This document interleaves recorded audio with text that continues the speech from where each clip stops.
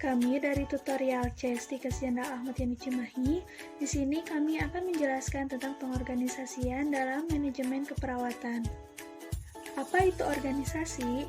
Organisasi adalah pengelompokan aktivitas. Artinya, sebuah perencanaan akan berjalan dengan baik apabila diorganisasikan.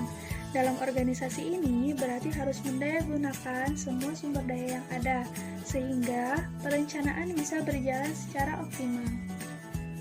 Lalu yang dimaksud sumber daya itu apa saja yang ada di manajemen? Yaitu ada 5M: man, money, method, material, dan marketing. Jadi 5M ini harus dikelompokkan dengan benar.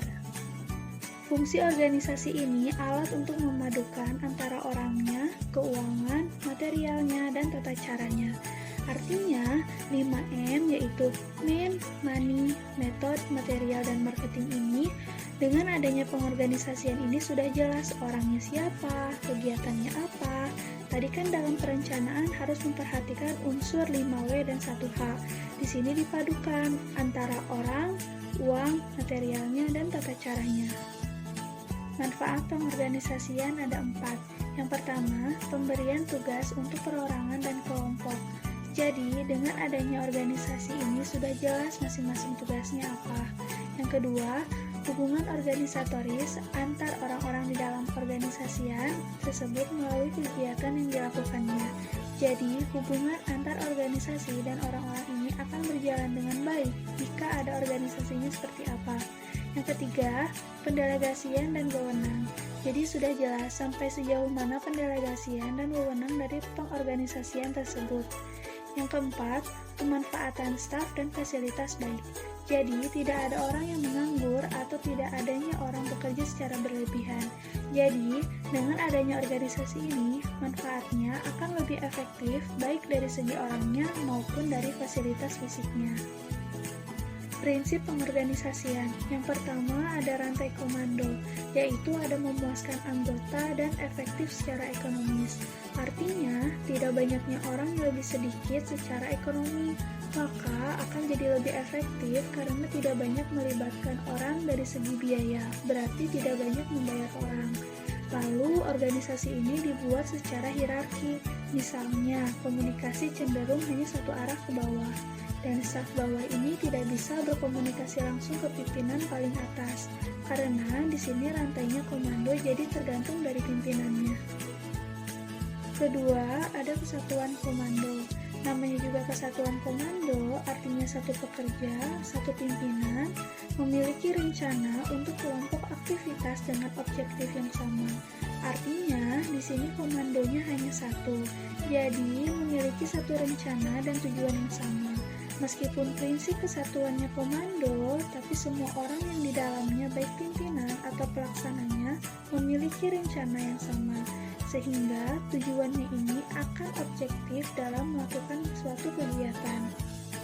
Ketiga, rentang kendali, yaitu berkaitan dengan jumlah bawahan. Biasanya ini dipakai jika dalam organisasi itu orangnya sangat banyak dan kegiatannya sangat banyak, sehingga selalu dinamis.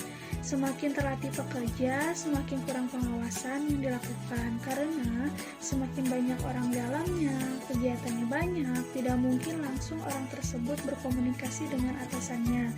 Jadi di sini rentang kendalinya ada tahapan untuk melaporkannya. Misalnya, Karu mengawasi perawat pelaksana dengan Katim. Katim hanya mengawasi perawat pelaksananya saja. Kasih hanya mengawasi Karu, Katim, dan perawat pelaksana. Kabi hanya mengawasi Kasih, Karu, Katim, dan perawat pelaksana. Jadi, jika perawat ada masalah, tidak bisa langsung ke kepala bidang, tetapi laporan dulu ke Katim. Katim lapor kepada Karu, baru ke Kasih. Dari Kasih, baru ke Kabi. Itu yang dimaksud dengan prinsip rentang kendali. Terakhir, ada prinsip spesialisasi, yaitu dapat menampilkan satu fungsi kepemimpinan tunggal. Namanya juga spesialisasi, dia memiliki kemampuan yang khusus. Berarti dia bisa langsung ke pimpinan karena spesialisasinya. Orang yang khusus ini melaporkan secara khusus kepada pimpinan tunggalnya. Struktur organisasi. Namanya juga struktur, berarti susunan atau komponen-komponennya saja dalam organisasi itu. Di dalam suatu organisasi menunjukkan adanya pembagian kerja, integrasi atau koordinasi, dan spesialisasi pekerjaan. Faktor yang mempengaruhi struktur organisasi. Yang pertama, tujuan organisasi. Yang harus diperhatikan dari tujuan organisasi ini, semua orang yang mengikuti organisasi harus mempunyai tujuan yang sama. Jika tujuannya berbeda, maka organisasi tersebut tidak akan berjalan dengan baik. Kedua, teknologi yang digunakan. Karena sekarang sudah zamannya digital, berpengaruh dalam struktur organisasi. Semakin menggunakan teknologi digital untuk pengarsipan dokumen-dokumen, tidak perlu ada orang yang membawai tentang arsip ataupun dokumen. Ketiga, manusia.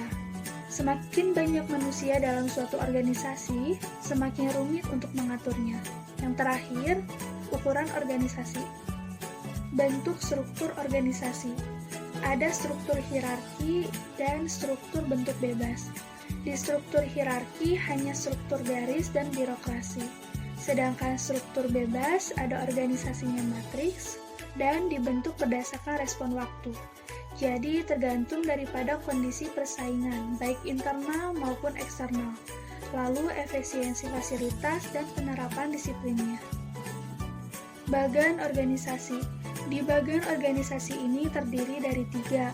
Yang pertama ada garis, manajer keperawatan, lalu ada supervisor. Supervisor ini hanya membawahi karu-karu, wakaru, dan perawat. Perawat tidak bisa langsung ke manajer keperawatan, tetapi harus bertahap melalui wakaru. Nah, dari wakaru baru ke karu. Nanti dari karu baru ke supervisor, dan supervisor baru ke manajer keperawatan. Jadi secara bertahap. Kedua, garis dan staf. Di sini ada staf penjaga mutu keperawatan atau SPM atau SPI. Staf ini bisa melapor langsung ke manajer keperawatan, sama dengan garis. Pelaporannya hanya saja staf penjaga mutu ini yang akan melaporkan secara langsung kepada manajer keperawatan. Ketiga, ada matriks. Untuk di matriks ini ada garis putus-putus dan garis lurus. Garis putus-putus ini merupakan garis komunikasi. Untuk garis lurus merupakan garis pelaporannya.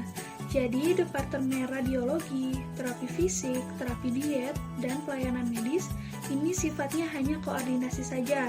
Jadi, jika ada surat, ini hanya tembusan saja.